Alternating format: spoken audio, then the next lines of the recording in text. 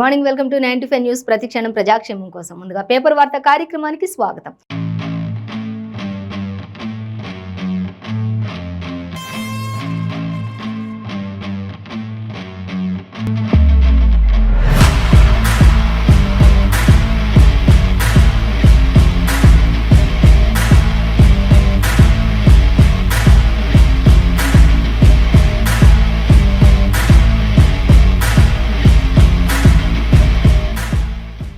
ఈ రోజు మన ముందు నమస్తే తెలంగాణ, ఈనాడు, సాక్షి, ఆంధ్రజ్యోతి దినపత్రికలు ఉన్నాయి. ఏ దినపత్రికల్లో ఏ వార్తలు ఉన్నాయి అనేది మనం మొదటిగా చూసుకున్నట్లయితే ఫస్ట్ మనం ఆంధ్రజ్యోతి దినపత్రిక చూసుకుందాం. ఆంధ్రజ్యోతి దినపత్రిక చూసినట్లయితే మనకి ఫస్ట్ హైదరాబాద్లో స్టెమ్ సెల్ ల్యాబ్ ఏర్పాటు చేయబోతున్నారు అంటూ మంత్రి కేటీఆర్ ఒక సంచలన వాక్యాన్ని అయితే ఇచ్చారు. సో దానికి సంబంధించి మనం ఒక న్యూస్ అయితే మనం హెడ్లైన్గా ఇచ్చారు. సో డీటెయిల్స్ మనం చూసుకోవచ్చు. అలాగే మరొక వార్త చూసినట్లయితే కొత్త పార్లమెంటు ప్రారంభోత్సవానికి మేము రాము అనేది ఒక వార్త అయితే మనకి ఇక్కడ సంచలనంగా కనిపిస్తుంది. సో దానికి సంబంధించి కూడా మనం డీటెయిల్గా చూద్దాం. ఇంకా అలాగే మరొక వార్త చూస్తే జో బైడెన్ పై దాడికి పథకం పన్నారు, తెలుగు యువకుడు అమెరికాలో సంచలనం సృష్టించి హల్చల్ చేశాడు అనేది ఒక వార్త అయితే మనకి ఇక్కడ ప్రధానంగా కనిపిస్తుంది. సో దానికి సంబంధించి కూడా మనం డీటెయిల్గా చూసుకుందాం. అలాగే మరొక వార్త కారు కంగారు అంటూ ఒక వార్త అయితే ఇచ్చారు. సో దానికి సంబంధించి డీటెయిల్స్ మనం చూసినట్లయితే కారు ఇంకా నెక్స్ట్ లెవెల్ ఎటు వెళ్తుంది అనే దానికి సంబంధించి కంగారు పడుతున్నటువంటి పరిస్థితి అయితే ఇక్కడ కనిపిస్తుంది. ఇక కలెక్టర్లు అందరితో కూడా కేసీఆర్ సమావేశానికి కూడా సిద్ధమవుతూ ఉన్నారు. ఎందుకంటే పార్టీ బలోపేతానికి ముందుకు ఎలా వెళ్ళాలి అనేది. సో అలాగే నేడే ఎంసెట్ ఫలితాలు కూడా విడుదల కాబోతున్నాయంటూ ఇచ్చారు. ఇక 80 కోట్ల బదిలీ అంటూ కవితకు సంబంధించి లిక్కర్ స్కామ్కి సంబంధించి కూడా మనకి ఇక్కడ ఇచ్చారు. సో దానికి కూడా డీటెయిల్స్ చూద్దాం. ఇంకా ఏం చేద్దాం ఇప్పుడు అంటూ సీఎం కేసీఆర్ కూడా పార్లమెంటు ప్రారంభోత్సవానికి హాజరుపై కేసీఆర్ సందిగ్ధంలో పడిపోయారు అంటూ కూడా చెప్తున్నారు. అయితే కొత్త పార్లమెంటు ప్రారంభోత్సవానికి ప్రధాని ప్రారంభించడం అంటే రాష్ట్రపతికి అవమానమే అంటూ కూడా ఒక వార్త అయితే మనకి ఇచ్చారు. సో దానికి సంబంధించి డీటెయిల్స్ చూద్దాం. అలాగే చంపి ముక్కలు చేసి 7 లక్షల అప్పు తీర్చలేక మహిళ దారుణ హత్య అంటూ కూడా మనకి ఇక్కడ క్లియర్గా మెన్షన్ చేశారండి. సో దానికి సంబంధించి డీటెయిల్స్ చూద్దాం. ఇక ఐఆర్బీకి కేటీఆర్ అండదండలు ఉన్నాయంటూ రేవంత్ రెడ్డి కూడా చెప్తూ ఉన్నారు. ఇంకా అలాగే వెండి కానుకలు బిస్కెట్లుగా అంటూ కూడా మనకి మరొక వార్త కూడా ఇచ్చారు. సో అవన్నీ కూడా డీటెయిల్స్ చూద్దాం. చూసినట్లయితే ఫస్ట్ మనం ప్రధాన వార్త చూసినట్లయితే కొత్త పార్లమెంటు ప్రారంభోత్సవానికి మేము రాము అంటూ ప్రధాని ప్రారంభించడం అంటే రాష్ట్రపతికి అవమానకరంగా ఉంటుంది. ఈ విషయం రాష్ట్రపతికి తెలియకుండా అసలు ఈ భవనం ప్రారంభించడం ఏంటి అంటూ ప్రధాని ప్రారంభించడానికి ఇంకా ప్రతిపక్షాలు ఒక 19 మంది వరకు ప్రతిపక్షాలు మొత్తం కూడా మేము రాము అది పార్లమెంటు ప్రారంభోత్సవానికి అంటూ కూడా చెప్తున్నారు. ఈ నెల 28న కొత్త పార్లమెంటు ప్రారంభోత్సవానికి ప్రతిపక్షాలు ఎవరు కూడా వెళ్ళను అంటూ చెప్తూ ఉన్నటువంటి పరిస్థితి అయితే నెలకొంటుంది ఇక్కడ.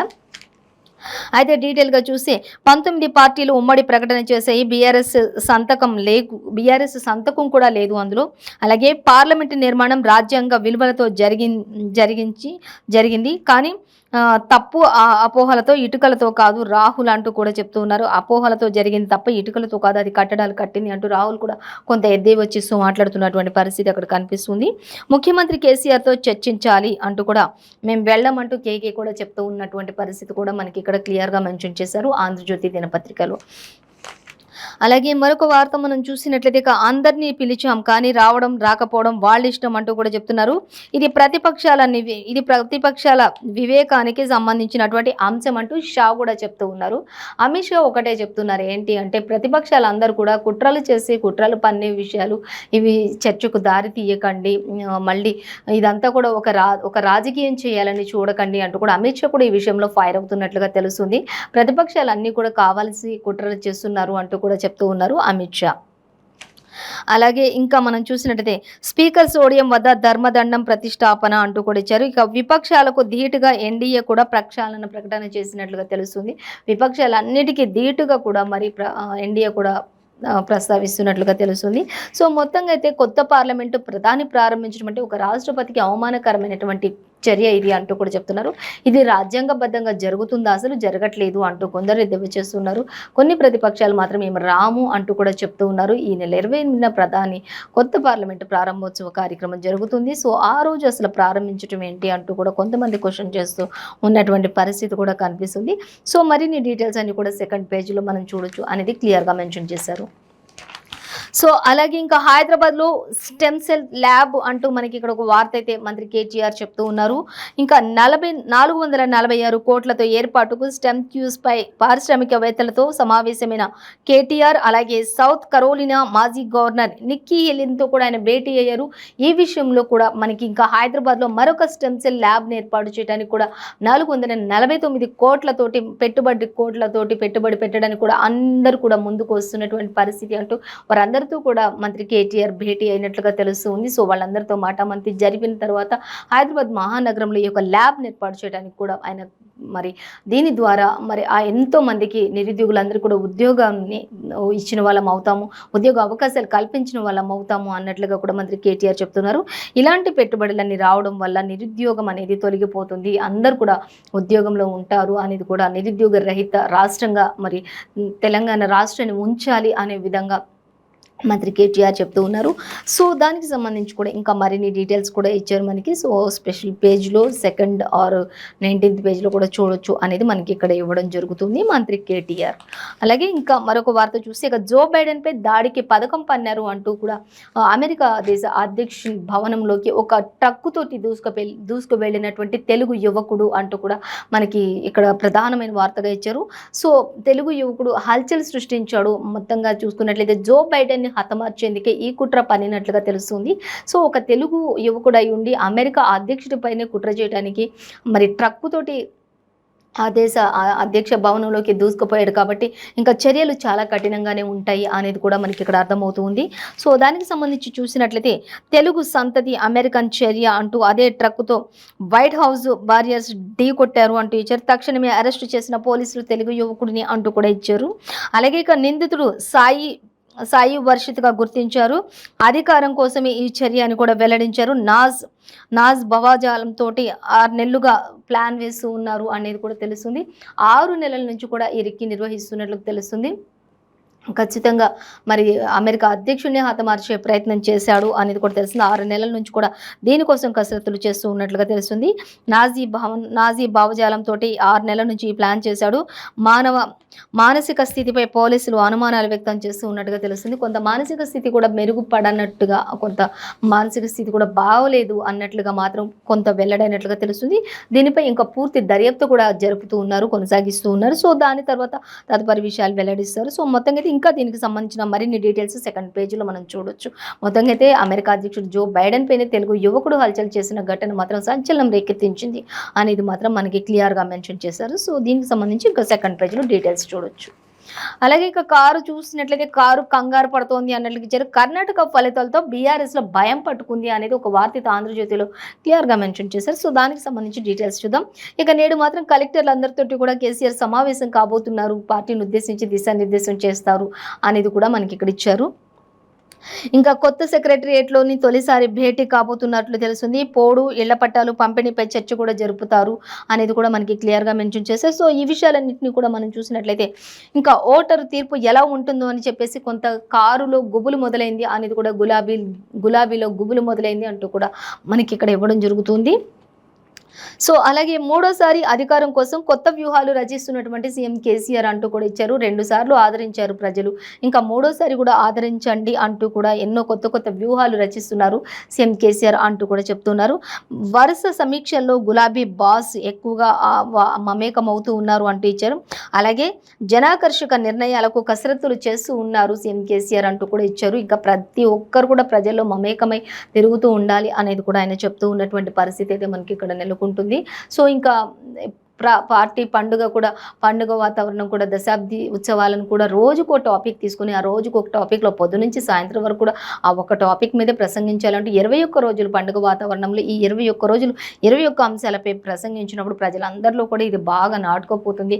దాని ద్వారా కూడా కొంత పార్టీ బలపడడానికి కారణం అవుతుంది అన్నట్లుగా కూడా సీఎం కేసీఆర్ అందరికీ దిశానిర్దేశం చేశారు పార్టీ శ్రేణులకు అనేది కూడా మనకి క్లియర్గా మెన్షన్ చేశారు.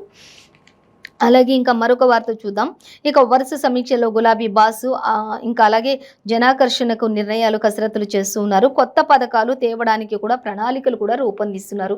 ఇప్పటికే ఉన్న పథకాలు కాకుండా మరో కొన్ని కొత్త పథకాలు కూడా తీసుకువచ్చి జనాల్ని ఆకర్షించాలి అనే విధంగా ఆయన ఎత్తుకు పై ఎత్తులు వేస్తూ ఉన్నారు. ఎందుకు అంటే కర్ణాటకలో కాంగ్రెస్ గెలుపొందిన నేపథ్యంలోనే ఆయన మరి భయపడుతూ కంగారు పడుతూ ఉన్నట్లుగా తెలుస్తూ ఉంది అనేది తెలుస్తుంది. గులాబీ దళంలో గుబులు మొదలైంది అనేటట్లుగా మనకి ఇక్కడ క్లియర్గా ఇచ్చారు. అలాగే ఇంకా చూసే కొత్త పథకాలు తేవడానికి ఎన్నో ప్రణాళికలు రూపొందిస్తున్నారు. ప్రజా వ్యతిరేకతకు భయపడే పలు ప్రకటనలు కూడా చేస్తూ ఉన్నారు. ప్రజలు ఇప్పటికే చాలా మంది వరకు కూడా టీఆర్ఎస్ అంటే వ్యతిరేకత ఉంది. కానీ ఆ వ్యతిరేకతకు భయపడి మళ్ళీ అలా కాదు ఇలా చేస్తున్నారు అనేది ప్రజల్లో ఒకటి క్రియేట్ చేయడానికి ఆయన మరి ఎన్నో కసరత్తులు చేస్తూ ఉన్నారు సీఎం కేసీఆర్ అనే విధంగా మాత్రం మనకి ఆంధ్రజ్యోతి దినపత్రికలో ఇచ్చారు. సో అలాగే ఇంకా జేపీఎస్ అలాగే వీఆర్ఏల రెగ్యులరైజేషన్ కూడా ఇందులో ఒక భాగమే అంటున్నారు అధికారులు ప్రజలందరూ కూడా. అలాగే ఇంకా చూద్దాం పంచాయతీల పెండింగ్ బిల్లులు కూడా చెల్లింపు కూడా ఇందులో ఒక భాగమే. అలాగే గతంలో ఆత్మహత్యలకు పాల్పడిన స్పందన కరువు అవుతుంది అంటూ కూడా మనకి ఇక్కడ ఇవ్వడం జరుగుతుంది. సో ఇంకా గతంలో ఆత్మహత్యలకు పాల్పడిన స్పందన కరువైతూ ఉంది. ఇదంతా కూడా ఎన్నికల్లో లబ్ధి కోసమేనంటూ చర్చ జరుగుతూ ఉంది. ఎన్నికల ప్రచారాస్త్రంగా దశాబ్ది ఉత్సవాలు కూడా జరుగుతూ ఉన్నాయి అనేది కూడా తెలుస్తుంది. దశాబ్ది ఉత్సవాలు ఆల్రెడీ జరుగుతూనే ఉన్నాయి. దాంట్లో రోజుకు అంశంపై ప్రస్తావిస్తూనే ఉన్నారు. అలాగే అవి కాకుండా మళ్ళీ ఈరోజు మరి కలెక్టర్లందరితోటి కూడా ఆయన నూతన సచివాలయంలో మళ్ళీ ఆయన సెక్రటరియట్లో మళ్ళీ ఆయన అందరితో కూడా పోడు పట్టాల కోసం ఇళ్ల పట్టాల కోసం సంబంధించి అందరితో కూడా చర్చ జరపడానికి సిద్ధంగా ఉన్నారు అనేది మనకి ఇక్కడ క్లియర్గా మెన్షన్ చేశారు. సో ఏది ఏమైనప్పటికీ కూడా కారుకి ఒక భయం అనేది అయితే పట్టుకుంది అనేది గులాబీ దళంలో ఒక గుబుల్ అనేది అయితే మొదలైంది అనేది మాత్రం మనకి క్లియర్ కట్గా ఇచ్చేశారు. సో ఇంకా మరొక వార్త మనం చూసినట్లయితే ఇంకా ఏం చేద్దాం అంటూ మరి కేసీఆర్ అడుగుతూ క్వశ్చన్ చేస్తూ ఉన్నారు. ఇంకా ఏం చేద్దాం మరి అన్నట్లుగా మరి దేనికి సంబంధించి అనేది చూస్తే పార్లమెంటు ప్రారంభానికి హాజరుపై కేసీఆర్ సందిగ్ధంలో పడిపోయారు అనేది ఒక వార్త మనకి ఇక్కడ ఇచ్చారు. అలాగే సచివాలయ ప్రారంభానికి మనం గవర్నర్ను పిలవలేదుగా అంటూ కూడా ఆయన క్వశ్చన్ చేస్తూ ఉన్నారు. మరి మనం సచివాలయం ప్రారంభించడానికి కూడా గవర్నర్ను కూడా మనం పిలవలేదుగా, అలాంటప్పుడు మరి ఏం జరిగింది, ఏమీ జరగలేదుగా అన్నట్లుగా చెప్తూ ఉన్నారు. ఇక విపక్షాలతో ఇతరులపై జత కలిస్తే ఈ అంశం చర్చకు వస్తుందని కూడా సందేహం కలుగుతూ ఉంది అంటూ కూడా ఆయన చెప్తున్నారు. మరి ప్రతిపక్షాలపై విపక్షాలతో జత కలిసి సందేశంపై ఒక చర్చకు వస్తుందని కూడా ఈ అంశంపై ఒక చర్చకు ఒక దారికి రావచ్చు అంటూ కూడా ఆయన చెప్తున్నటువంటి పరిస్థితి. అయితే మొత్తం దీనికి సంబంధించిన పూర్తి డీటెయిల్స్ మాత్రం మనం 13వ పేజీలో చూడొచ్చు అంటూ మనకి క్లియర్గా ఇచ్చారు. సో మెయిన్ అంటే అసలు ఏం చేద్దాం, మరి ఒక రాష్ట్రపతిని పిలవకపోతే ఏంటి, పిలిస్తే ఏంటి అన్నట్లుగా మాత్రం ఆయన మాట్లాడుతున్నారు. అంటే మేము కూడా సచివాలయం ప్రారంభోత్సవానికి మరి గవర్నర్ని పిలవలేదు కదా అన్నట్లుగా మంత్రికి సీఎం కేసీఆర్ మాట్లాడుతూ ఉన్నారు. సో అలాగే చూసినట్లయితే ఇక మిల్లర్లు అన్లోడ్ చేసుకుని ధాన్యం ఇంటర్మీడియట్ గోదాములకు అంటూ ఇచ్చారు. అవసరమైతే పొరుగు రాష్ట్రాల్లో నిల్వ చేసుకోవచ్చు అన్నట్లుగా ఇచ్చారు. రైతులకు సంబంధించి అకాల వర్షాలకు తడిసిన ధాన్యానికి సంబంధించి మనకి ఇక్కడ ఇచ్చారు. అలాగే రైతులు రోడ్డెక్కకుండా చూడాల్సింది మీరే అంటూ కూడా దిశానిర్దేశం చేస్తూ ఉన్నారు. సకాలంలో డబ్బు చెల్లించేలా చూడండి. అలాగే జిల్లాల కలెక్టర్లకు మంత్రి గంగుల కమలాకర్ ఆదేశాలు జారీ చేశారు అనేది కూడా రైతులు ఎట్టి పరిస్థితుల్లో కూడా రోడ్డెక్కకుండా ఇంటర్మీడియట్ గోదాములు ఏవైతే ఉంటాయో ఆ గోదాములకి తరలించండి. సకాలంలో వారికి మనీ కూడా చెల్లించే విధంగా అవకాశాలు కల్పించండి. ఎవరు కూడా రోడ్డు ఎక్కకుండా ప్రతి ఒక్కరికి ఏం అవసరం ఉందో అది తీర్చేసేయండి. ఎప్పటికప్పుడు గోదాములకు తరలించండి. ఒకవేళ ధాన్యం ఉంటే రోడ్డుపై మాత్రం ఉంచకుండా జాగ్రత్తలు పడండి అంటూ మంత్రి గంగుల కమలాకర్ ఆదేశాలు జారీ చేశారు. అలాగే ఇంకా జిల్లాల కలెక్టర్లందరికీ కూడా ఆయన చెప్పారు. ధాన్యం కొనుగోళ్ల మిల్లర్ల ఆగడాలకు చెక్ పెట్టండి అంటూ కూడా మనకి ఆయన చెప్పడం జరుగుతుంది. సో మరిన్ని డీటెయిల్స్ 13th పేజీలో చూడొచ్చు. ఏదేమైనప్పటికీ కూడా రైతులను అయితే రోడ్డు ఎక్కకుండా చూసుకునే బాధ్యత మీరే అంటూ కూడా ఆయన చెప్పడం జరుగుతుంది. సో ఇక నేడు ఎంసెట్ ఫలితాలు అంటూ ఇచ్చారు. 11 గంటలకు కాదు 9:30 విడుదలవుతాయంట. అంటే అంతకుముందు 11 గంటలకు రిలీజ్ అవుతాయి అనుకున్నటువంటి ఎంసెట్ రిజల్ట్ ఈరోజు 9:30 రిలీజ్ అవుతాయంటూ కూడా ఇచ్చారు. 4 ఏళ్ల తర్వాత తొలిసారి మేలో ఫలితాలు రావడం అనేది మొదటిసారిగా జరుగుతుంది. మళ్ళీ అలాగే జూన్లోనే కౌన్సిలింగ్ ఉంటుంది. ఆగస్టు 1 కల్లా క్లాసులు స్టార్ట్ అవుతాయి అంటూ కూడా చెప్తున్నారు. 27న టీఎస్ పాలిసెట్ ఫలితాలు కూడా రిలీజ్ అవుతాయి అంటూ కూడా మనకి ఇక్కడ ఇవ్వడం జరుగుతుంది. కాబట్టి దీనికి సంబంధించిన మరిన్ని డీటెయిల్స్ అన్ని కూడా స్టడీ పేజీలో 13th పేజీలో చూడొచ్చు మనం. సో ఇంకొక వార్త మనం చూస్తే 80 కోట్ల రూపాయల బదిలీ అంటూ మనకి ఇక్కడ ఇచ్చారు. కవిత షీల్డ్ ఖాతాల నుంచి మారిషన్ పంపాం అంటూ కూడా కేజ్రీవాల్తో ఫేస్ టైంలో ఒక మాట చెప్పారు అనేది మనకి ఇక్కడ ఇచ్చారు. అలాగే చాట్లు బయట పెడతామంటూ కూడా గరానా మోసగాడు సుకేష్ చంద్రశేఖర్ అంటూ ఆమె కవిత చెప్తున్నటువంటి పరిస్థితి. మరి వీళ్ళందరూ కూడా లిక్కర్ స్కామ్లో ఒక భాగస్వాములే. కానీ అసలు ఏం జరుగుతుంది ఏంటి అనేది ఇప్పటి వరకు కూడా దీనికి ఒక అంతం అనేది రాలేదు. ఒక కొలిక్ అనేది ఈ విషయం రాలేదు. సో దీనికి సంబంధించి మళ్ళీ 80 కోట్ల బదిలీ అంటూ కూడా ఇచ్చారు. దీంట్లో మరి కేజ్రీవాల్తో ఫేస్ టైం అని ఇచ్చారు, అలాగే చాట్లన్నీ బయటపడతామని ఇచ్చారు, అలాగే చంద్రశేఖర్ ఒక మోసగాడు అంటూ కూడా సుకేష్ చంద్రశేఖర్ గురించి కవిత చెప్పడం జరుగుతుంది. సో ఇంక ఇవన్నీ కూడా మొత్తం ఏం జరుగుతుంది ఏంటి అనేది కూడా దీనిపైన ఒక పూర్తి సారాంశం అయితే 3rd పేజీలో చూడొచ్చు అనేది మనకి ఇచ్చారు. మొత్తంగా అయితే 80 కోట్ల బదిలీ అనేది మరొక వార్త అయితే మనకి ఈరోజు ఇచ్చారు. ఇక హైదరాబాద్లో యూఏకు దౌత్య కార్యాలయం అంటూ మనకి ఇక్కడ ఇవ్వడం జరుగుతుంది. సో దానికి సంబంధించి జూన్ 14న ప్రారంభించడానికి ఏర్పాట్లు పూర్తి చేస్తున్నారు. ప్రతిరోజు 300 వీసాల జారీ చేసుకునే అవకాశం కూడా ఉంటుంది అనేది కూడా మనకి క్లియర్గానే మెన్షన్ చేశారు. సో మరొక వార్త చూసినట్లయితే ఇక చంపాడు ముక్కలు చేసి మళ్ళీ దాన్ని ఏం చేశారు అనేది చూస్తే 7 లక్షల అప్పు తీర్చలేక మహిళను దారుణ హత్యకు గురి చేసినటువంటి ఘటన ఇది అనేది మనకి ఇక్కడ ఇచ్చారు. ఇంకా తల కాళ్ళు చేతులు ఫ్రిడ్జ్లో పెట్టారు అనేది కూడా మనకి ఒక భయంకరమైనటువంటి వార్త అయితే మనకి ఇక్కడ ఇచ్చారు. సో దీనికి సంబంధించిన డీటెయిల్స్ అన్నీ కూడా మనకి 14th పేజ్లో మనం చూడొచ్చు అనేది మెయిన్ అయితే కొంచెం ప్రధాన పేపర్లు అయితే మాత్రం మనకి స్మాల్ హెడ్లైన్గా మాత్రమే ప్రస్తావించారు. సో ఇది ఒక దారుణమైన ఘటన అనేది అయితే ఇచ్చారు. అప్పు చెల్లించలేదనే దానిపైనే ఇదంతా కూడా జరుగుతుంది అనేది కూడా, అప్పు తీర్చలేక అప్పు ఇచ్చిన వాళ్ళని తీర్చలేక ఈ పని చేశారు అనేది కూడా మనకు అర్థమవుతుంది. ఇంకా అలాగే ఐఆర్బీకి కేటీఆర్ అండదండలు అంటూ రేవంత్ రెడ్డి చెప్తున్నారు, టీపీసీసీ అధ్యక్షుడు రేవంత్ రెడ్డి. సో ఆయన ఏం చెప్తున్నారు అనేది చూస్తే ఓఆర్ఆర్ టెండర్ నిబంధన ప్రకారం 10% నిధులని ఆ సంస్థ చెల్లించలేకపోయింది అంటూ కూడా ఆయన క్వశ్చన్ చెప్తూ ఉన్నారు మంత్రి రేవంత్ రెడ్డి. ఇక గడువు కోసం హెచ్ఎండిఏకు కూడా లేఖ రాశారు, అయినా సరే చర్యలు తీసుకోకుండా కేటీఆర్ ఒత్తిడి చేస్తున్నారు అనేది కూడా మనకి ఇక్కడ క్లియర్గా మెన్షన్ చేస్తారు. సో ఇంకా మొత్తంగా అయితే ఐఆర్బీకి కేటీఆర్ అండదండలు ఉండబట్టే ఇంత జాప్యం జరుగుతూ ఉంది ఈ విషయంలో అనేది అయితే మొత్తంగా రేవంత్ రెడ్డి చెప్తూ ఉన్నటువంటి పరిస్థితి. సో మరొక వార్త చూసి వెండి కానుకలు బిస్కెట్లుగా అంటూ మనకు మరొక వార్త ఇచ్చారు. తర్వాత అమ్మేసి బంగారం కొనుగోలు చేస్తున్న బ్యాంకు లాకర్లలో అద్దె భారం తగ్గిస్తున్నారు ఈ విధంగా చేసి అంటూ, అంటే కొంత బ్యాంక్ అకౌంట్స్లో గోల్డ్ దాచిపెట్టినప్పుడు ఏం జరుగుతుంది ఏంటి అని దానికి సంబంధించి ఇచ్చారు. సో మరొక వార్తాపత్రిక మనం చూసినట్లయితే ఈనాడు దినపత్రిక చూద్దాం. ఈనాడు దినపత్రిక చూసినట్లయితే ఫస్ట్ ప్రధాన వార్త మాత్రం మనకి పార్లమెంట్ ప్రారంభానికి మేము రామ్ అంటూ ఇచ్చారు. 19 ప్రతిపక్ష పార్టీల సంయుక్త ప్రకటన ఇది అనేది మాత్రం మనకి క్లియర్గా ఫస్ట్ హెడ్లైన్గా ఇచ్చారు. ఆ తర్వాత గట్టు చెదిరిన గోదావరి అంటూ కూడా మనకి మరొక వార్త కూడా ఇచ్చారు. ఇక విస్తృతంగా ప్రజల్లోకి కాంగ్రెస్ పార్టీ బలోపేతానికి అనేక చర్యలు చేపట్టాలి అంటూ మనకి ఇక్కడ ఒక వార్త. అలాగే ఇక రాష్ట్రంలోకి మూలకణ ఉత్పత్తి సంస్థ రాబోతుంది అంటూ మంత్రి కేటీఆర్ కూడా చెప్తూ ఉన్నారు. సో దీనికి సంబంధించి కూడా కొన్ని వేల డాలర్లు పెట్టుబడి పెట్టడానికి ముందుకొచ్చారు అనేది కూడా మనకి మంత్రి కేటీఆర్ చెప్తున్నారు. ఇంకా అలాగే ఇక బట్టి విక్రమార్క చూసినట్లయితే 800 కిలోమీటర్లు పూర్తి చేసుకున్నటువంటి పాదయాత్ర బట్టి విక్రమార్క నేడు జడ్చర్లలో కూడా ఆయన భారీ బహిరంగ సభ ఉండబోతుంది అనేది కూడా మనకి క్లియర్గా మెన్షన్ చేశారు. సో అవన్నీ కూడా మనం డీటెయిల్స్గా చూద్దాం. ఇంకా చూసినట్లయితే ఫస్ట్ మనం ప్రధాన వార్త పార్లమెంటు ప్రారంభానికి మేము రాము అంటూ 19 ప్రతిపక్ష పార్టీల సంయుక్త ప్రకటన చేశారు. రాష్ట్రపతి లేకుండా ఎలా చేస్తారు అసలు ప్రారంభిస్తారు అంటూ కూడా నిలదీశారు ఈ 19 ప్రతిపక్షాలు కూడా. అలాగే ప్రతిగా స్పందించని 14 ఎన్డీఏ పక్షాలు అంటూ కూడా ఇచ్చారు. ఇక ప్రజాస్వామ్య రాజ్యాంగ విలువలకు విపక్షాలు తిలోదకాలు ఇచ్చాయని ధ్వజమెత్తుతున్నటువంటి పరిస్థితి. అలాగే కార్యక్రమానికి హాజరు కానున్న వైకాపా అలాగే బిజు జనతాదళ్ అకాలీదళ్ అంటూ ఇచ్చారు. ఇక సో వీళ్ళందరూ కూడా హాజరవుతూ ఉన్నారు. మరో 19 పార్టీలు మాత్రం హాజరు కాలేకపోతున్నాయి అనేది క్లియర్గా మెన్షన్ చేశారు. అలాగే ఇక నేడు నిర్ణయం వెల్లడిస్తామన్న బారాసా, ఇంకా అభిప్రాయం వెల్లడించని తెదేపా అంటూ ఇచ్చారు. ఇంకా కొన్ని విషయాలు చర్చించేది ఉంది. ఇక అవన్నీ కూడా నేడు తెలియజేస్తామంటూ కూడా మనకి ఇక్కడ ఇచ్చారు. ఇక మొత్తంగా అయితే ఏం జరుగుతుంది అనేది మాత్రం మనకి ఇంకా తెలియాల్సి ఉంది. సో దీనికి సంబంధించి మరిన్ని డీటెయిల్స్ కూడా 2nd పేజీలో చూడొచ్చు.